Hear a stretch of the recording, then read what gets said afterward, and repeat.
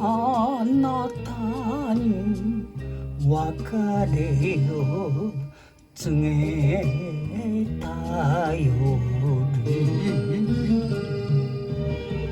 いつか必ずあなたには夢を叶えて欲しいから悔いはないです。昭和の女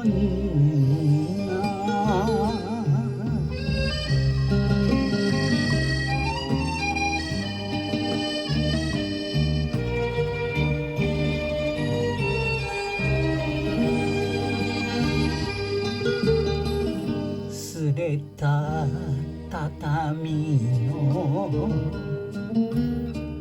人間の暮らし、揃いの茶碗が嬉しくて、少し頑固で不器用でそんなあなたが好きでした。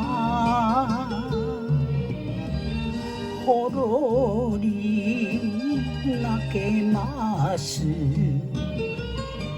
昭和の女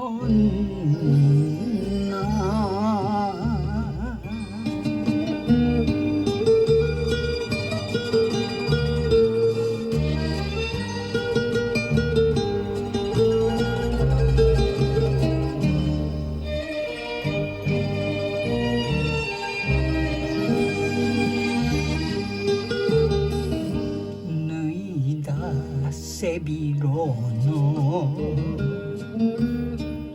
タバコの匂い、あの日にもう一度戻りたい。そっと思い出数えれば胸にあふれる懐かしさ。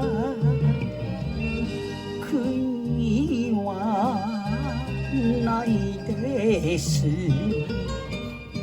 昭和の女